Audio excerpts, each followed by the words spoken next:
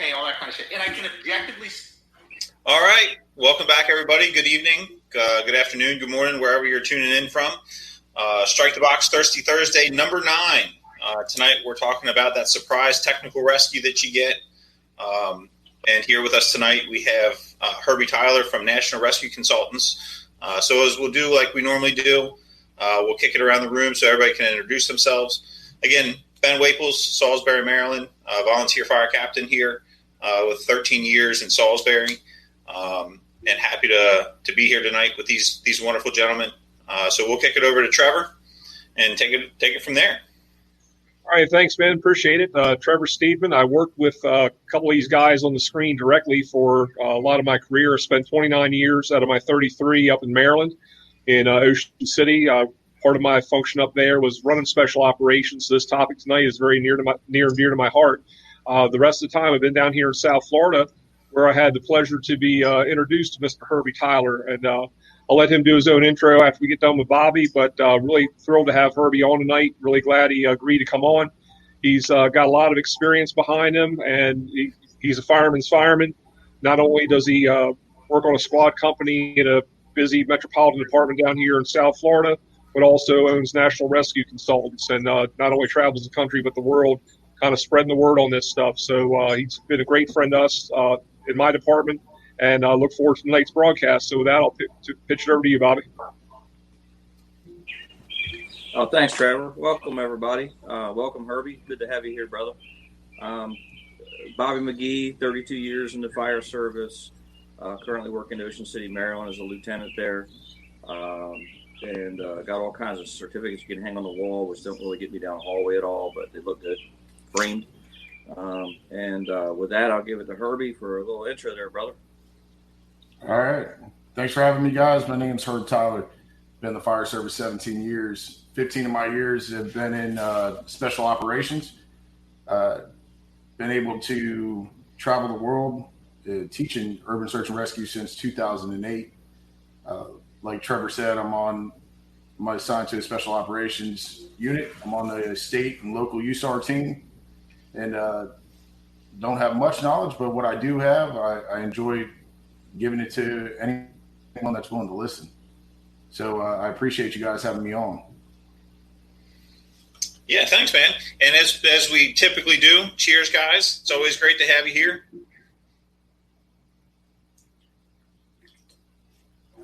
So one of the things we wanted to kind of kick things off with and talk about was, you're that first arriving engine company, truck company, whatever, and being able to identify when you need to call for those additional special resources.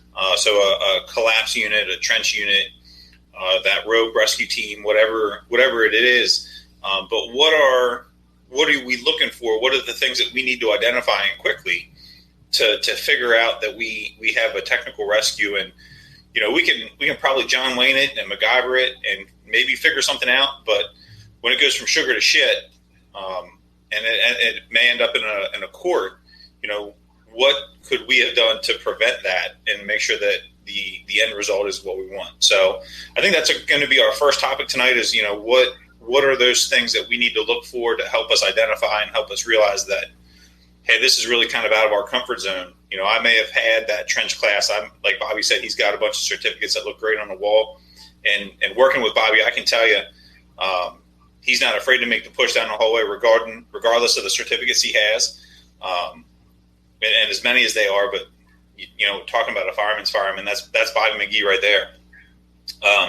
But I have the trench certificate. I have the high angle rope certificate, but it's been years since, going through the class, since running a trench call, running a ropes call. What are the things that we can look at and look to in order to make sure that we don't get ourselves jammed up. So, Herbie, if you want to kick it off with that and kind of go around the room again to, from our past experiences to identify, some of the things that have helped us in the past. Well, so the biggest thing that I've seen across the board is guys are so quick to not want to call additional resources. they're quick to say, okay, we're going to John Wayne it. We've always done it this way. We'll figure it out. Well, you can't do that because you're going to end up getting yourself really hurt. So that initial arrival on scene and you see something that is out of your comfort zone, get those resources going. So if you're in a big city or if you're in a very rural area, know where your technical rescue teams are at. They might be 2 counties away. Well, if they're 2 counties away and that's your only team, well, guess what? You need to get those guys rolling as soon as possible because time is of the essence. So understanding that if it's out of your wheelhouse, get the correct unit responding immediately. And the quicker we can get that team coming, the better off we're going to be. Thanks. Trevor, Bobby? Herbie, on that same line, we look at different things. I used to work in Ocean City with Bobby and Ben. We had dedicated heavy rescue units and a lot of equipment, a lot of stuff, and we were pretty self-sufficient, just like you are in West Palm. So you can not only start an incident, but also probably stabilize and see it through to the end. That's not the majority of departments in the United States where, like you talked about, your special operations or those specialized units may be 1 to 2 counties away, and not just minutes away, but hours in some cases. So what I wanted to talk about, and you're very familiar with my department, very small area, but we have a lot of stuff packed in a small area. Can you talk a little bit about how to pre-plan your first due, whether or not that you have a dedicated special operations team or unit in your department or close by, but not only from the pre-planning part of it, but also some of the capabilities and limitations of that first due engine, that first due truck, that they can start on an incident to at least start to stabilize it. And what are the things that you, as the incoming special operations officer, what do you want to hear from that first due company level officer information to make it a seamless transition once you get on the scene? If you don't mind talking to that for a few minutes. No, absolutely. So you hit a couple points. The biggest thing, for one, if you have a technical rescue team, a heavy rescue, wherever it's located, whoever's going to be that responding unit for you, I encourage you to go out and introduce yourself to them, see what equipment they have, see what they're looking for, because each officer is going to be different, obviously. But build that rapport with them. That's going to be crucial. 2, when you arrive on scene, when we go to the fire where we try to keep our conversation, our first scene size up, keep that radio traffic down because we're trying to get in, give just a quick picture. Well, that quick picture no longer is what we need. Now we want a detailed description of what we have going on. So I need to know patients, what we actually have. There's many departments out there that are running rope and confine on one truck. They're running trench and structural collapse on another truck. If you're not painting a detailed description for them, well, they might start rolling a different truck than what you actually need. So paint that detailed description of the actual incident, which I know is totally different than what we normally do when it comes to fires, because we're trying to get that first line in play. We're giving a quick scene size up. Now we want to transition. We want that detailed description of the scene. Right, and Herbie, we were talking offline the other day about you're not limiting yourself to what's on the big red toolbox with wheels. And if you could talk a little bit about that, you not only mentioned about the regular field units talking to the special operations guys. And in a minute, I'm going to get you to show people what the squad knot is if they're not familiar with that. But also, what are some other resources and people, whether it's within your municipality, your county? Let's talk about having a building collapse, hurricane comes through, or I think you guys have one down in West Palmer County, had one the other day.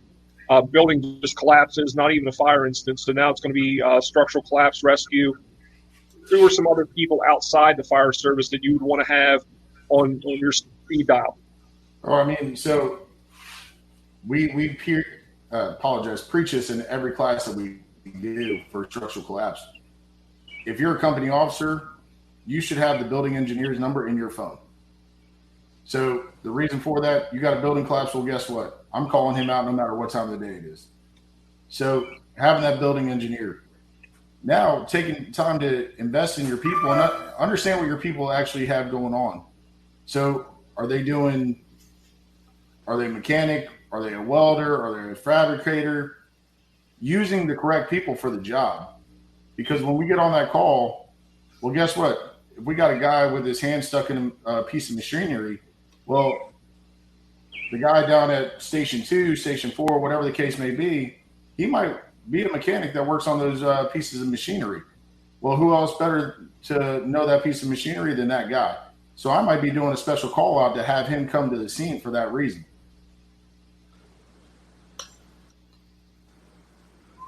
Good deal. And then, Bobby, from your perspective, a lot of our guys, we talk about this too, a lot of guys in the fire service, guys and gals, used to come from the trades. They were welders, they were plumbers, they were electricians. They knew how to work with their hands and work with tools.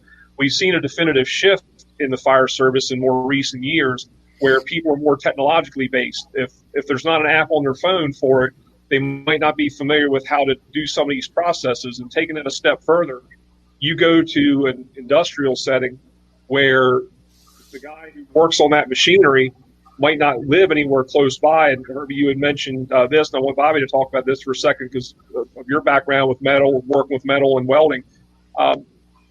Being able to reach out using that technology in a positive way to be able to maybe get that person online or on the phone or FaceTime or Zoom, whatever it is, with them. If you have someone stuck in a machine press, the person who maintains that is probably the best person in the world to tell you how to take it apart without hurting yourself or your crew.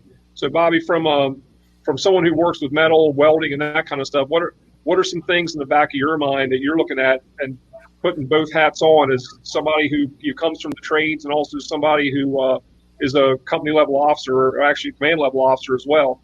What are some of those things? How do you blend that? Yeah, well, I not knowing what I wanted to do when I grew up, I took a lot of different classes and trades. So I trained to be an auto mechanic. I trained to be in the Navy. I was a diesel mechanic in addition to a fireman. I worked in construction, worked in a lot of things, and apparently all that stuff went well to the fire service.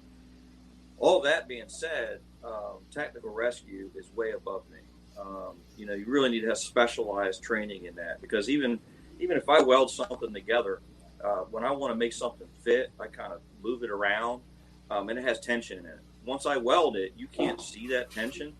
It can have torsional tension. It can have lateral tension. You have all that kind of stuff. And when I was learning to weld it, more so than probably some better welders out there. So you'll not know that tension until you cut it.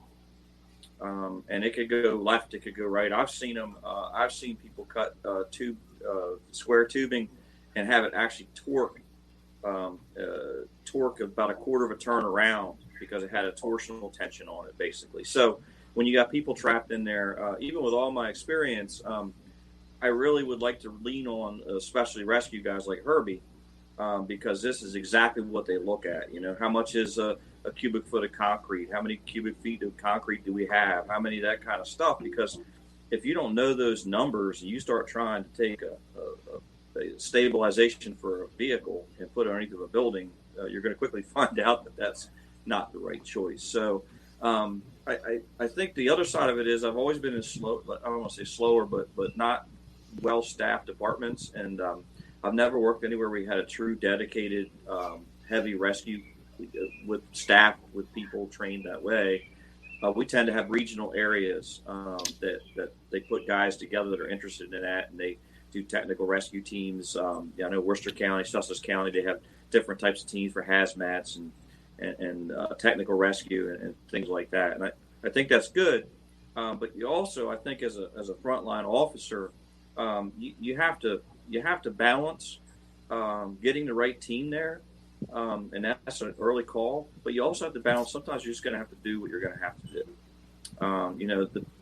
The person has to survive. So the reason I'm saying all that is Herbie said it earlier. We run lines and we throw ladders, and that's kind of our bread and butter.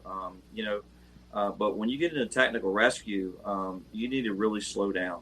You've got to do it right the first time, because when you don't know that torsional load, or you don't know what that machine does, or you don't know what's going to happen with that machine when you cut this piece of it, and it's not right, you'll not recover from that. Twice in my career, I've seen vehicle extrications go horribly wrong. Once it was just embarrassing, and the other time it was catastrophic to the patient. So in 32 years, I've seen that twice.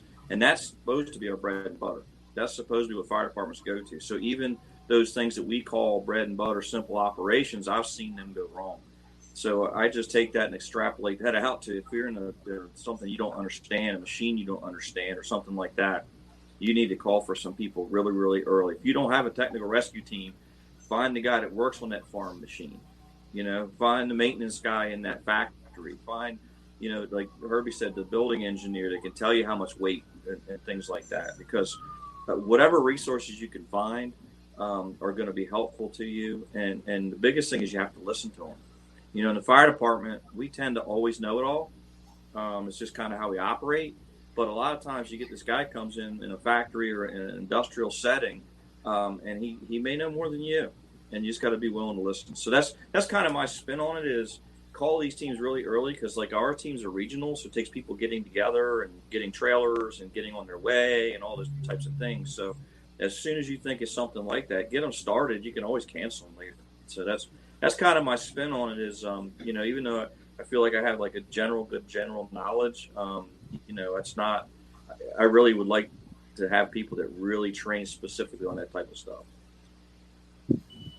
Thanks, Bobby, for that. And one of the things we talked about the other day, just to clue everybody in on it, was a lot of departments might get there and feel they don't have a technical rescue capability just because they don't have that big truck that says heavy rescue or squad written down the side.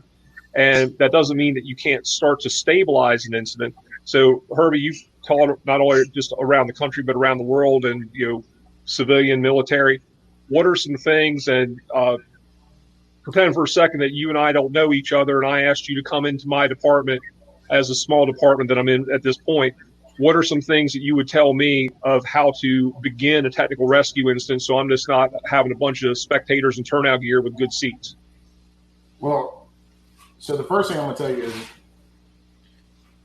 take a second and step back, look at the overall picture. Once you take and get that picture, you're going to be able to sit there and start evaluating the scene. Once you evaluate that scene, we're going to be able to do some basic stuff. Let's take a trench call.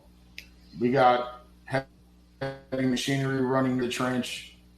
We got the victim in there. We got the foreman on the job, whatever the case may be.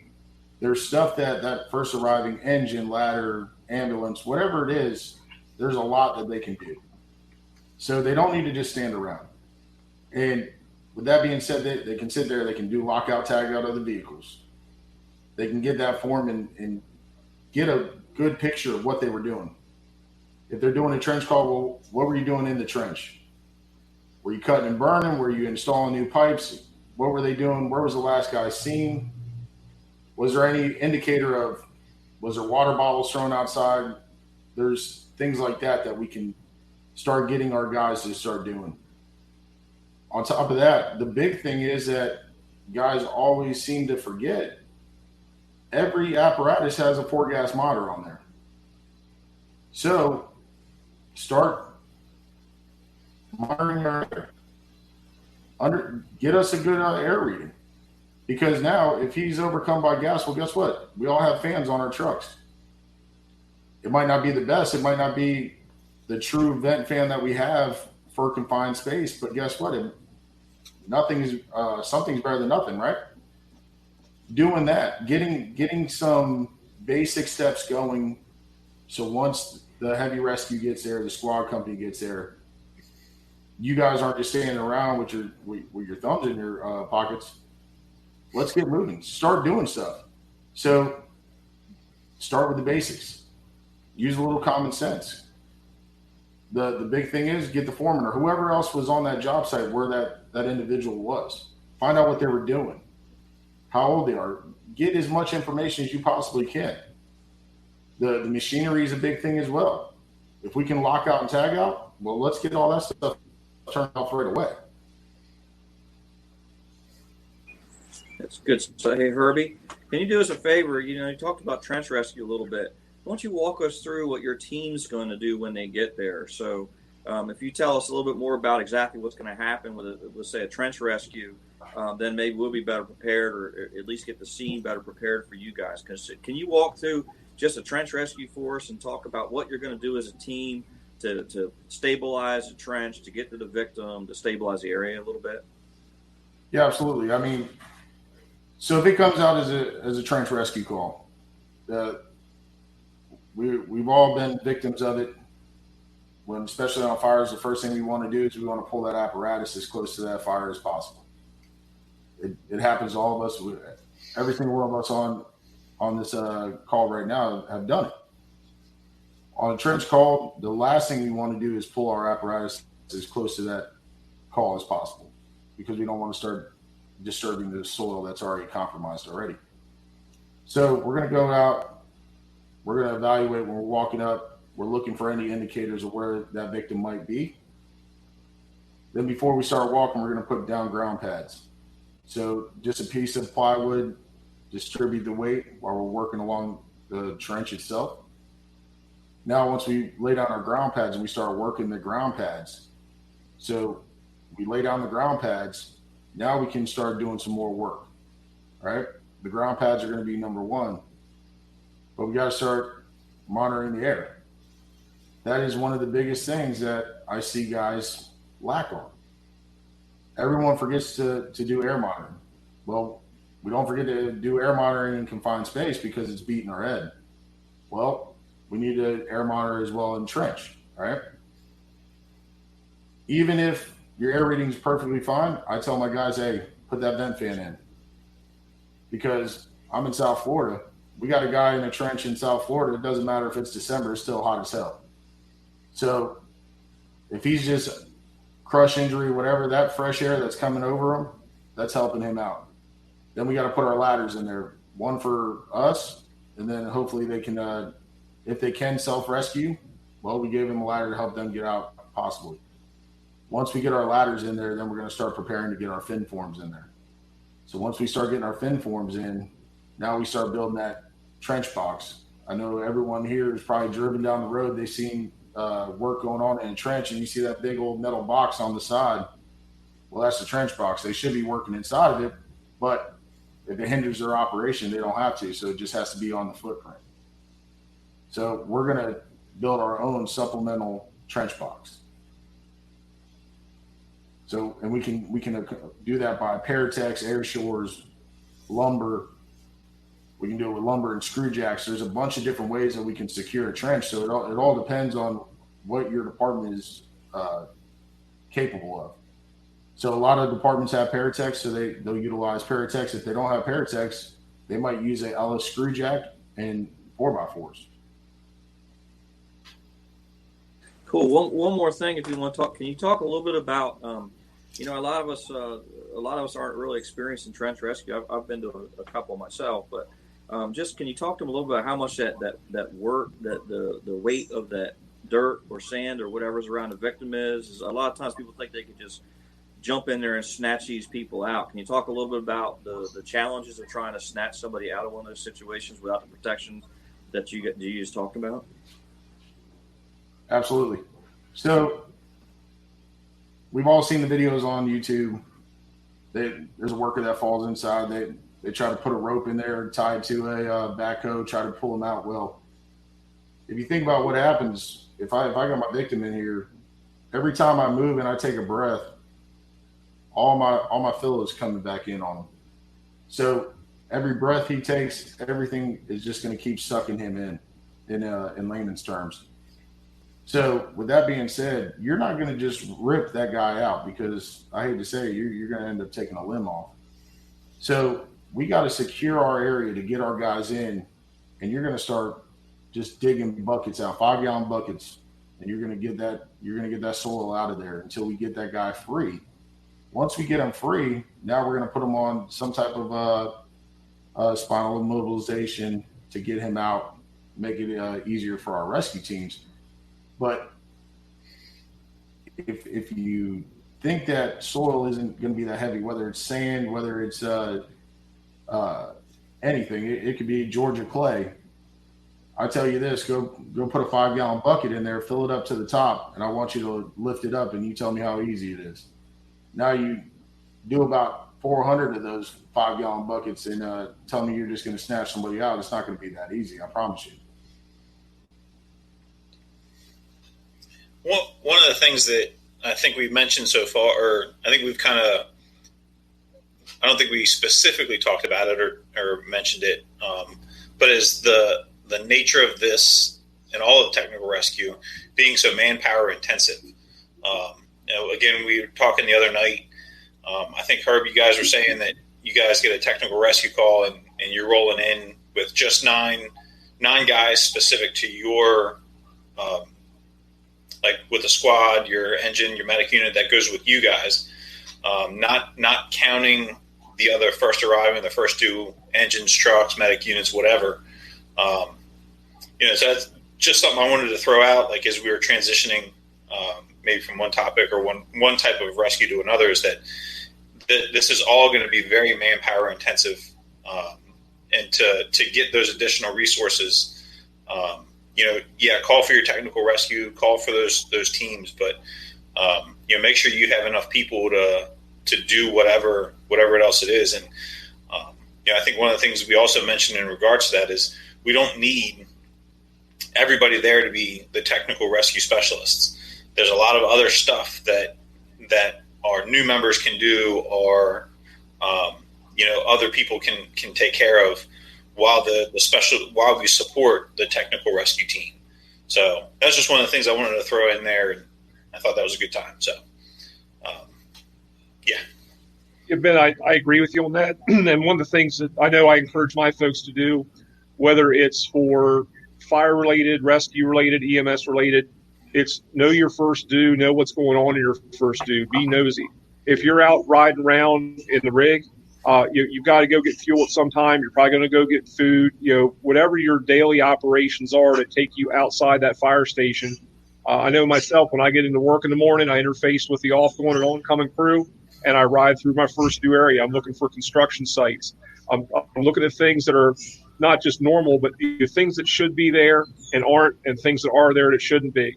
So I'm looking at a construction site with uncapped rebar, or I'm looking at a swing stage scaffold on the side of a building, or I'm looking at just something that's a larger vessel down at the marina than what we're used to. So I'll encourage the folks to always go and look around and ask them the question, if we have a call there today, what are you going to do? And I'm not asking them to mitigate the entire incident start to finish, but if you get this call in the next 5 minutes, what is your plan? Who are you going to call? What are your resources? And I can't say enough, and Herbie had touched on this, and I'm going to ask him to delve a little bit deeper into it, is know your area resources as well. Sometimes those resources and the availability of those resources will change, but you have to develop the relationships and interface with these people, because you might have an expectation of that resource that they're not capable of handling, not because they're bad or stupid people by any means, but it's beyond the scope of what they can do. So if you, let's say, for example, if you call for a specialized aerial truck to be able to come in, whether it might be an articulating boom or a telescoping boom, a straight stick, whatever, do you know if that department trains to that? Or are you going to call them in and say, hey, I need you to be a high anchor point for me? Then all of a sudden they look at you like you have three heads because they've not trained on it. So these are the things, you can't sit there and expect people to just gel all of a sudden. You have to train these things. You have to train to success and train to failure. But I can't say enough for going out in your first due and saying what are not only the possibilities, but the probability of something happening. Back in Ocean City, I know I used to get cussed a lot when I was running training, because we put these scenarios out there and people like, oh, that crap's never going to happen. Well, how many times do we have cars go off the fifth floor of the parking garage downtown and you pancake upside down on another vehicle, or you come off the front and be suspended, those types of things. So expect the unexpected, even if you're not in a dynamic area that might have a lot of different things going on. You might be in a rural area where you get a farmer hung up in a piece of farm machinery. It really doesn't matter. So, Herbie, can you talk a little bit about when you start your day on a special operations unit, what are some things that you're looking for, and what would you encourage the company level officers on engine companies, truck companies, and paramedic units as they're going through their first due? What are some things that would be good for them to observe and relay? You hit it perfectly. When you go out there and you start going around your first due, look at could this happen? And I can't reiterate that enough. If you can dream it, it's probably the possibility of it happening is there. I hear it a lot, especially in smaller departments. Well, that's never going to happen here. It's never going to happen here. But guess what? It's going to happen there. It might not happen today. It might not happen tomorrow, but it's going to happen. I promise you. So the biggest thing that I can hit on is you need to be out in your first due area. There's plenty of time for you to go sit in a chair and relax. But you need to be out there training, doing that mutual training with those specialized units. And just like Trevor said, understand their resources. Because you might be on YouTube and you see something that you think is cool as hell. Well, that unit might not be trained up on that. Or it might be unsafe. Just because you see it on the internet doesn't mean it's correct. So that's my little excerpt that I always say all the time, I promise you. But you need to go out there and go through your first due area. And I promise you, if there's a construction site out there, and if you get out of the rig and you go up to the guy in charge, he'll walk you around and show you what they're doing. They love seeing the firemen out there because we're not there to inspect them. We're not there to do anything. We just want to know, what are you guys doing? That's the best time to go through and start pre-planning for the what ifs. If you see the road workers digging a trench on the side of the road, well, pull the rig over. It takes 10 minutes. You got 24 hours in a shift, I promise you. It's not going to hurt you. Go over there and see what they're doing. Walk up, give it a look. Hey, what are you guys up to? What are you guys installing? Oh, this is what we're doing. Oh, how deep is that trench? Okay, they're doing underground utilities. How wide are those pipes that you guys are going in?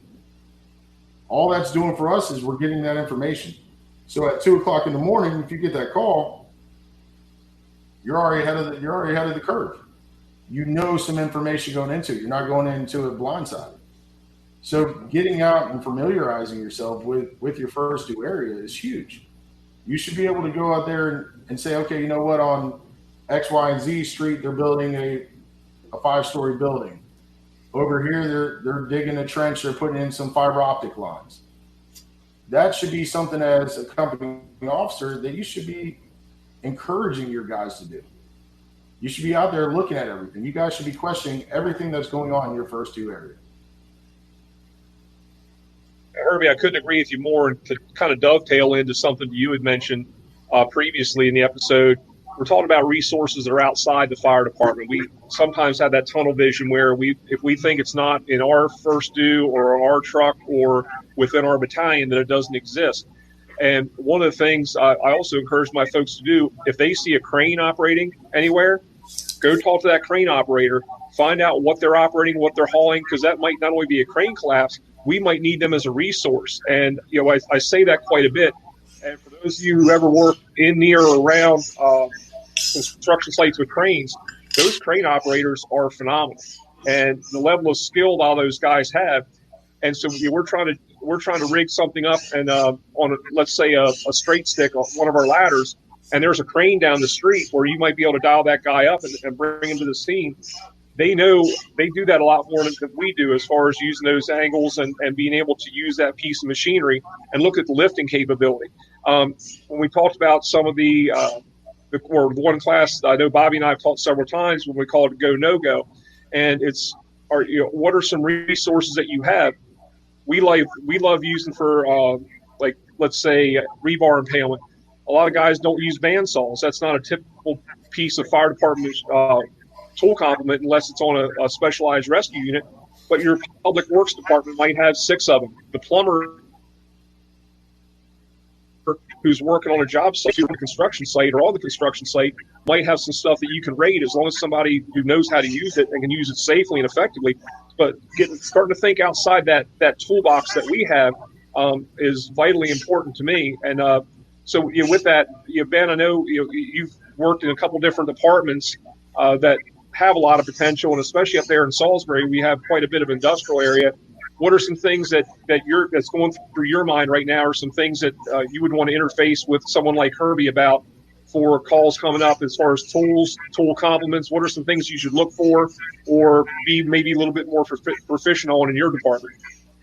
Yeah, I think one of the things that, being in Salisbury and some of the stuff that we have going on around here, because there's definitely a lot of construction. There's a giant renovation and revitalization that's going on in our downtown area. That at one point, and I think the project is kind of stalled right now, they were taking a downtown or a Main Street building and going from, I think it was 5 floors. Yeah, I think 5 floors, and they were extending that up to 13 floors, all right within the same footprint that it originally started in. And at one point, they had just the side walls and the front wall. So as we're going out, we're looking at our first due in the morning. I take that ride down Main Street and I see that, and it's like, holy cow! We were doing some training in our parking garage, which is just behind that, and we see that, and it's like, well, hey, while we're here, let's talk about what happens when this building collapses into Main Street, or it all collapses in on itself, and we got people working down in our basement. What's our plan? What are we thinking? What are we doing? We're fortunate in that Salisbury has a pretty extensive special ops program. Unfortunately, the thing I would say is that our people are spread out on each shift. So we don't have a specialized rescue or a rescue crew, but we have those folks that are on shift every day. But again, getting that, Herb, they get to roll up with, their squad of, 6 or 7 or however many people, again, they're responding with. We might have on that day, we might have 2 or 3 of our specialty rescue people for that. And now we're, as an acting assistant or an acting shift supervisor, I'm getting those guys, planting them right next to me. Hey, what do you need? Where am I calling? Like, I already have an idea. I'm calling for the Sussex County Technical Rescue Team, and I'm calling, find out, what our ETA is, if we need the go team, all this kind of stuff. But what specifically are they looking and evaluating, like Herbie talked about at the beginning? What do they see and are going to anticipate that we're going to need moving forward? The other big thing that I think we have is our marina, where they're building ships.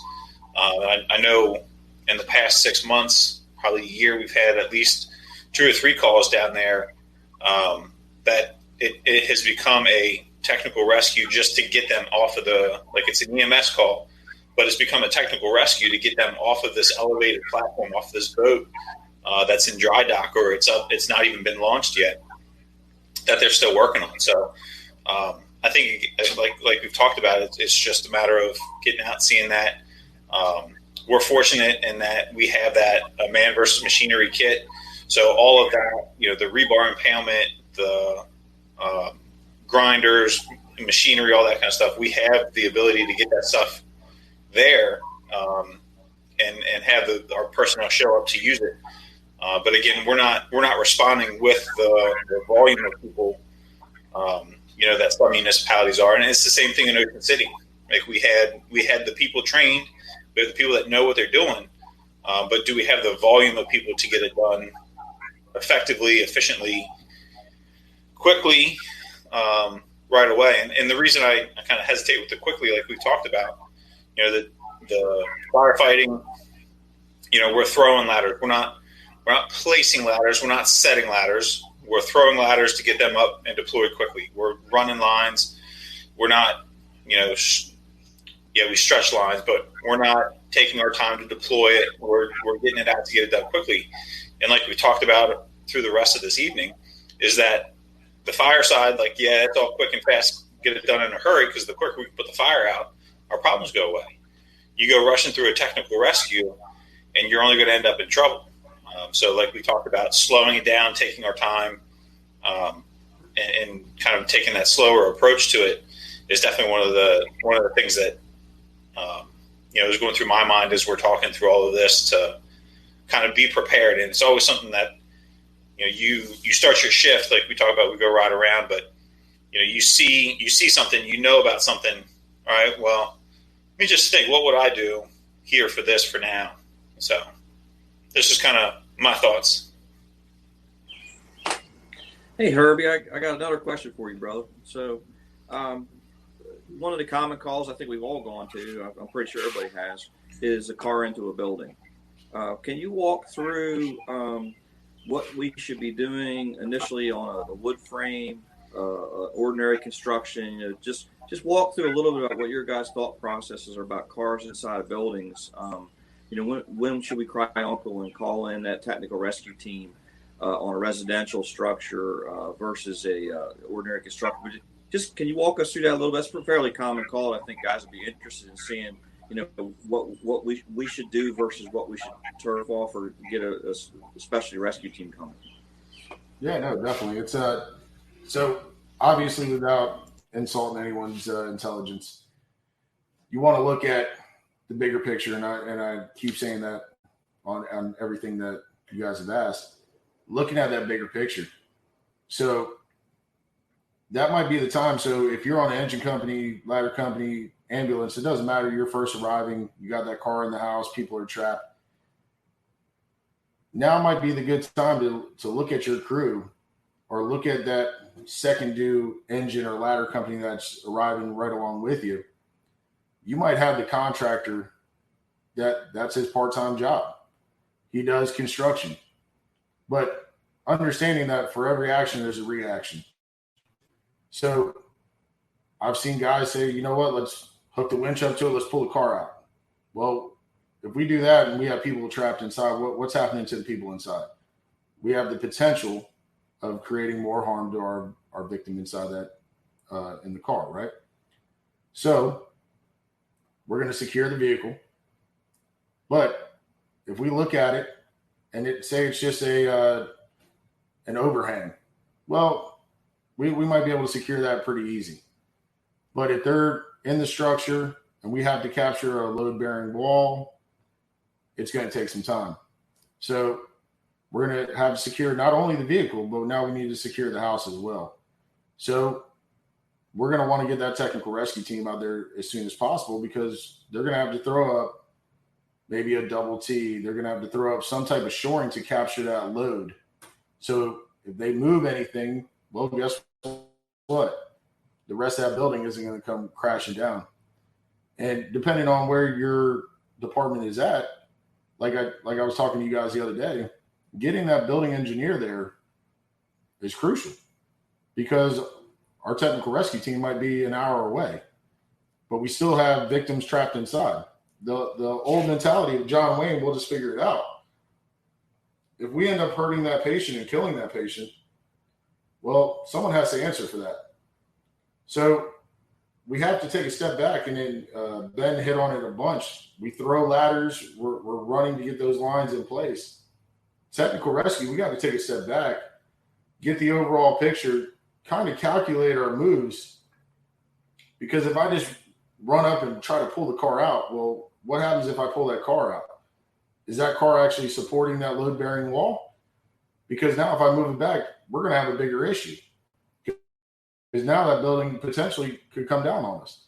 So we have to take a step back, look at it, utilize those personnel that's in place on your truck. He might be a journeyman contractor.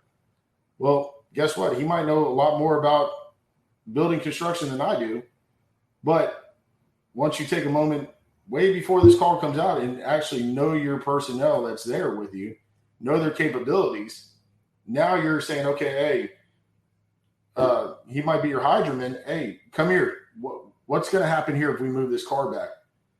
Well, this building's going to come down because look right here. It's being supported by this car. Oh, shit, I didn't see that. So stabilizing not only the vehicle, but stabilizing the structure is huge. And you asked when would you know? It's hard to give a definitive answer on that. But I would tell you that if you remotely have a doubt that you think anything bad could happen, I would say get that team there and let them shore up that structure. Because the last thing you want to do is start working, and then that building comes down, not only injures the victims, but now it injures our guys, and now someone has to answer for it. Eric, another question just to throw at you real quick, because I know we want to get into some other incident types and have you speak on them. But a lot of people feel that the technical rescue side of things is so specialized that they really don't have a starting point. I know we addressed some of that as far as pre-planning and initial operations. But my philosophical question for you is, does technical rescue always have to be technical? No. So my thought process on it, and you and I have a great relationship, and you know my style of doing things. I'm a little unorthodox on some of my things, but I also think common sense comes into play a lot of times.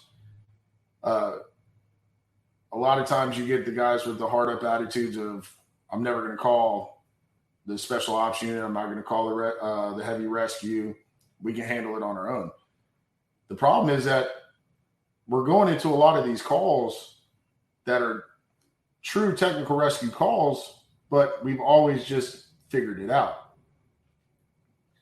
Don't look at it as, well, it has to be a building collapse or a trench rescue. It could be something as simple as a kid with his hand stuck in a game machine, or a kid with his head stuck in a freaking stairwell, the guardrail. Apologize. It is important for us to understand that if you just take a step back and you look at your heavy rescues, your special ops trucks, they're a bigger toolbox for equipment and supplies and manpower that we can utilize. Because there's not a person on an engine, a ladder company, that's not going to be able to figure it out. Whether it's right or wrong, they're going to figure it out. That's just the fireman mentality. We're going to get it done. But not every technical rescue call is going to be a building collapse, a trench call. So understanding that and being able to realize that your fire truck can only carry so much equipment. And you take that out of the equation, well, we need more tools. Well, where can we get more tools at? Well, we can get tools from our special ops units. And just like you said, Trevor, if you're on a building construction site, well, there's a shit ton of tools there. And I promise you, if they see one of their guys hurt, they're going to start throwing tools at you. Hey, we got this, we got that. So you might not need tech rescue, because guess what? You have the tools right there, and you have the personnel that's going to be capable of doing it within their wheelhouse, obviously. And Herb, those are all great points. And just real quick before, because I know Bobby had some other instant types he wanted to talk about. Some people, and you touched on this, have the feeling that special ops is going to come in and take over their scene, or you're there and the seas are going to part and the beams of light are going to come through the clouds and everything's going to be okay. So again, I think it's about those relationships. But if I'm the officer on the scene and I've called you, could you share with the audience what the squad knot is? Like when you come up and acknowledge me, just so they can see it. They got to see it once, brother. Just a little quick nod. You'll be able to see it. It's one of those secret things. If you're not part of it, I can't really show it to you. I can't tell you how to do it, but it just has to be in you. Oh, I get it. It's almost like when we talked to Bobby, and we won't dirt him too much, but just for those of you out there riding motorcycles, when you see the guys on the Gold Wings and they wave to you when they're going by, and then you see the guys on the Harley, are like kind of the same thing, or in Bobby's case, the Triumph. So anyway, go ahead. So go ahead, Bobby. Back to you. Yeah, the guys are waving real low with the Harleys. They spent too much money on them.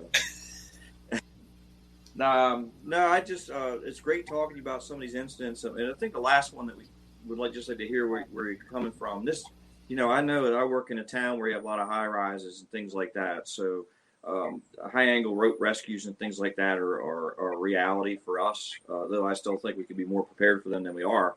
But every single fire department is listening tonight. I guarantee you've got a bridge or something where a vehicle could be halfway off the edge of it.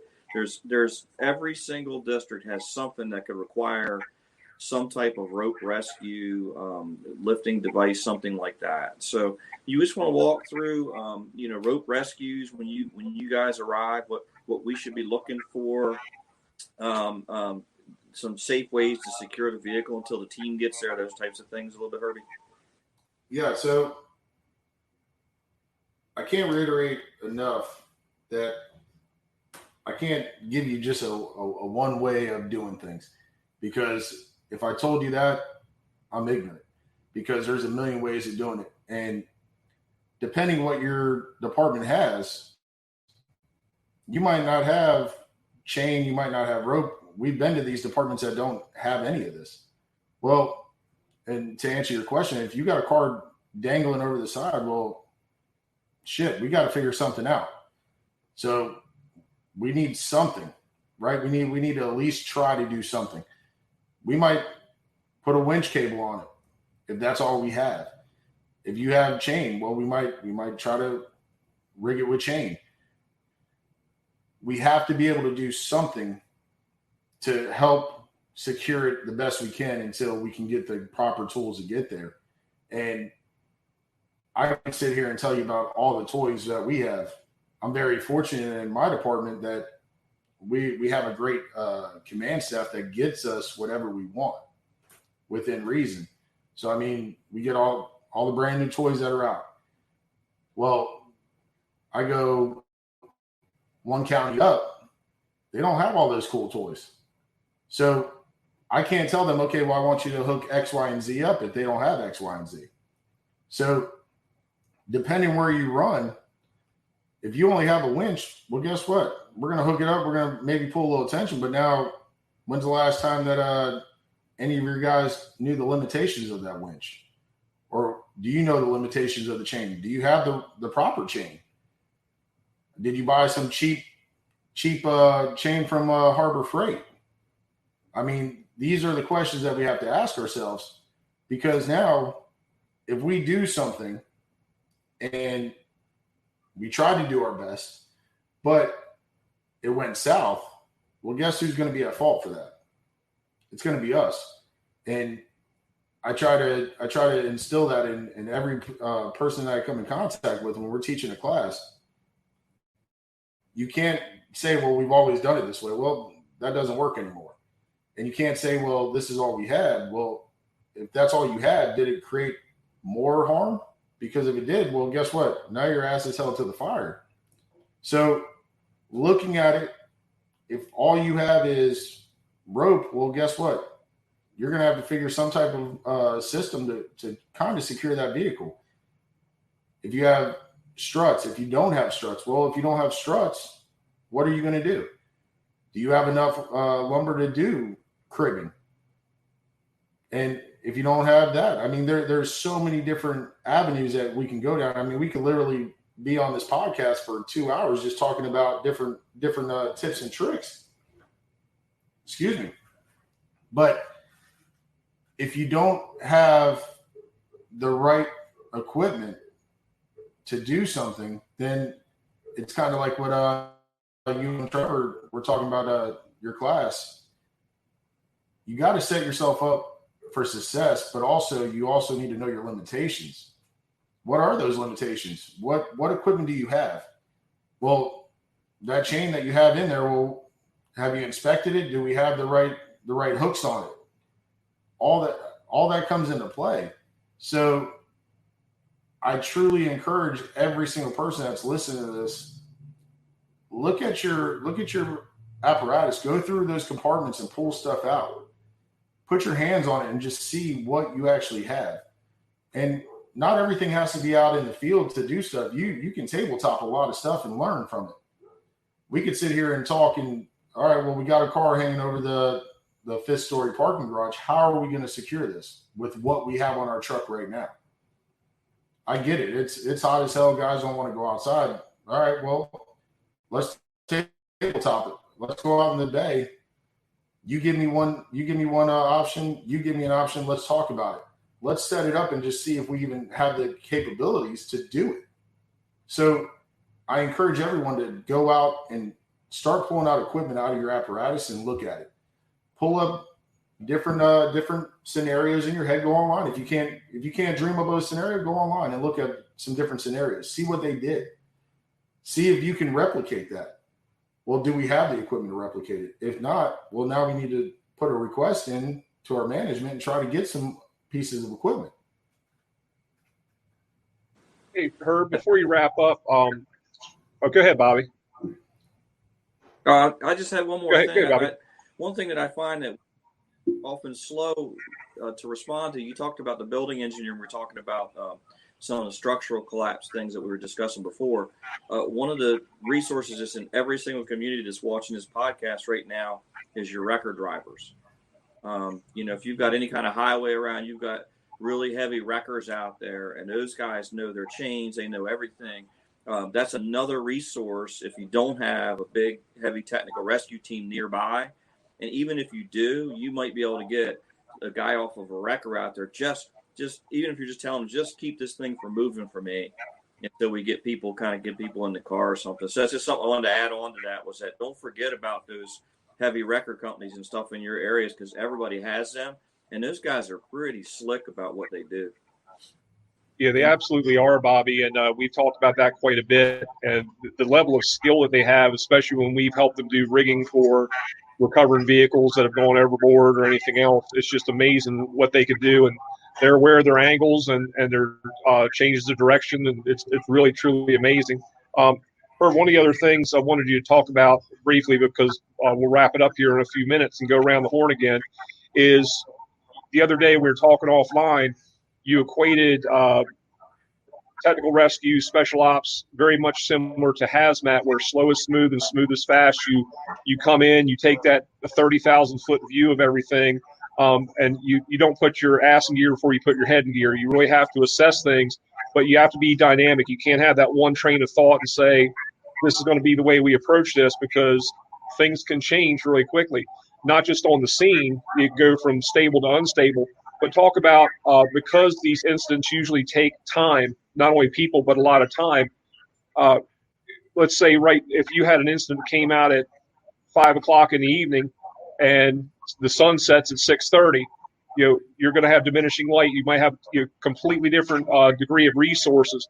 Sometimes it might be a front coming through. So can you talk about some of those, like predicting and planning ahead, not only for the incident itself or physically on the scene, but also for your changing environment when that happens to you? Yeah, absolutely. And we talked about it offline the other day. When that call comes out, knowing your personnel, that's the time to put your strongest people in those spots. That's not the time for training at that moment. We can do training after the event's over, after we got our victim and everything secured. So understanding that when you arrive on scene, and we've all done it, especially when we were younger in our career, and some guys are still that way. It is what it is, and we got to work with it. We start with our blinders like this. Well, over time, it starts going, well, hazmat, technical rescue, dive, all that stuff. You can't have blinders like this, because if my blinders are like that, guess what? I'm going to get somebody hurt, I promise you. I need to get that big overall view. I need to be able to see, for every action, there's a reaction. Like I said, as cheesy as it sounds, but that's the truth. If we're at 5 o'clock at night and I know that we're about to hit dark time around 6:30, well, guess what? If I know this operation is going to take a while, I need to get some lights out there. What else do I need to get? I need to make sure that I have the right tools for the job. I also need to see, if I have plan A, I better have plan D as well. Because if A doesn't work, B doesn't work, C doesn't work, guess what? We are the last line of defense right there. You're calling us because shit hit the fan. So we better have every plan in play for anything you throw at us. So training is going to be key. And I know everyone that's on this podcast right now, you four right here, believe in the same thing. I mean, you need to be training all the time and train for that unexpected. And understand that in TRT and hazmat, it can't be black and white. It's going to be a little gray. You got to be able to think outside the box. There's not a SOP for every single special ops call you get. It's just not going to happen. The reason why you're there at that specialty station is because you can think outside the box. Just like you said, I mean, the bandsaw. The bandsaw is a vital piece of equipment. And that is one of those things that you want to make sure that you're using it correctly. Just making sure that you understand that if it doesn't go your way right away, that you have another plan. And I can't reiterate that enough. So for me, with my guys, I sit there and I go, okay, look, plan A is this. If plan A isn't working after 2 tries, guess what? We're going to plan B. This is plan B. And I make sure that the guys understand the plans so we can move forward. Because like I said, if you call us in, well, guess what? It shit's hit the fan and it's real. And you're calling us for help, guidance, and tools. And it's not an ego thing. It's none of that. It's just we've taken the time to get the extra classes. We get to train on it all the time. We have the tools for it. So to answer your question, Trevor, it's honestly, it's going to be a lot of training, and I know we're getting close to wrapping this up. I can't reiterate enough. Find out your mutual aids for your special ops, your hazmats. Reach out and ask those guys to train with them. And if you can't train with them, at least go through and see what their capabilities are so you understand. Great stuff, Herb. Appreciate it. Ben, you want to send us around the horn and get us out of here? Yeah, absolutely. So here we go. The last time around, just our closing thoughts. I think Herbie kind of tied it up nice there with, get out, know your teams, know their capabilities. But let's kick it over to Bobby and see his final thoughts, and then we'll go up to Trevor to wrap it up. Oh, thanks, Ben. Thanks a lot for coming on, Herbie. A lot of nuggets for me I picked up out of that, and it's really helpful to me to think about those things, being pretty much a first-line engine officer. That's good stuff. So just a couple of things to wrap this whole thing up. If you guys notice, I got beautiful Christmas lights up here. My wife, I bought these really cool-looking old-fashioned LED lights up. You see that? Yeah, well, we had these Christmas lights up. She likes them so much she left them up, and I don't think we should have Christmas in July. But they're still up. So if anyone had any questions about who's actually in charge of my household, that kind of gives you a good indication of who is, because there's Christmas lights right behind me. Well, that's Delaware state law, right? You got to keep them up all year. That's right. So at least you don't have to put them up next year, I suppose. And the last thing is tonight they're having a NASCAR race, and my son Patrick is the crew chief for Timmy Hill in the 61 car. So I wish those guys a whole bunch of luck in their race tonight. And Herbie, man, it's awesome having you, brother. Hope you can come back again, man. Thank you. Cool. Thanks, Bobby. And, for everybody who is tuning in tonight, really appreciate it. Herb, much love and respect, brother. I know you've done a lot, not only here in the state, but throughout, again, the country and the world, not only from a teaching platform, but from a response platform. And, especially for me in my department, very, very appreciative of all the things that you've come to my department and shared. Just some closing thoughts.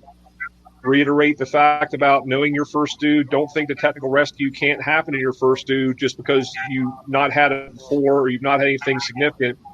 Go around, look, think about how things are going to change, that changing environment, not only on the scene, but we talked about different conditions, lighting, weather, anything. Plant that person next to you. Use some of your other resources if you have to get EM involved. And I know, Herbie, you work extensively in the EOC recently as well. So look at all these resources so you don't have to juggle so many balls. I mean, part of this is that you look and you try to put things in their boxes that make sense to you. So if you're trying to command too many things and you don't have the resources, something's giving you a headache, open up another box. If you don't have someone who can do research for you or monitor the weather, farm that out somewhere, because I want to know if there's a thunderstorm coming through. If I'm working in a trench or I've got my guys outside in an elevated position underneath a lot of metal. So hey, Trevor, Yes, sir. It's Florida. The answer is yes. Yeah, exactly. Or I was going to say if it gets cold, but I mean when it gets about 82, people start putting jackets on. But either way, you look for those changing environments. And but again, thank you all for tuning in. Herb, thank you for sharing your information, giving these people these nuggets, and really having them look at technical rescue through a different lens. Because whether or not you are an engine guy, a truck guy, a rescue guy, eventually you're going to be first due on that call. You're going to roll up, and I think you've given a lot of great nuggets on where to start, how to proceed, and have that seamless operation for when the technical rescue folks get there. So with that, Herb, we'll go back to you, see if you have any final nuggets or thoughts, and then Ben will wrap it up for us. Honestly, I appreciate you guys having me on. And like I said, get out there and just train as much as you possibly can. Dream up some scenarios at your firehouse. Like I said, if it's too hot, too cold, tabletop it. Talk about it. Go out to your truck, pull out the equipment that you have, see if you can even facilitate it. If not, it's better to know now than when you get on scene of that call. Other than that, reach out to your responding units, the heavy rescues, the squads, whatever it is that's responding to your zone for those calls. Reach out to them, and I assure you that those guys are willing to show you what they're capable of doing and what they're going to expect of you. Thanks, Herb. Thanks, guys. Trevor, Bobby, thank you guys as always. As we wrap up, just a little thing we've got here. So again, special thanks to Herbie Tyler, National Rescue Consultants. I should know that. We've only been talking all night about it. So, hey, if you guys want to follow us on social media, here's our stuff. Facebook, Strike the Box Training LLC. There's our Instagram and Twitter feeds and our website. And if you're interested in, or if you have questions and want to reach out to us, there's our contacts. If you guys want to get up with Herb and his company, National Rescue Consultants, here's all of their information. So there's his website, the Facebook, Instagram, email, and phone number. And if you guys go to our Instagram page or through our Facebook page, we have it linked, or we have him tagged in this, so you can make it easier to reach out and contact him and go from there. And then finally, Thirsty Thursday number 10, water safety. So we're going to wrap up July with water safety. That'll be July 23rd at 7 p.m. Again, like we always have, Facebook and YouTube Live, so you'll be able to catch us there. And then as a special guest, Lieutenant Del Hollywood Baker of the Ocean City Fire Department, retired. He'll be our special guest to help us go through some water safety, water rescue events, and stuff like that. So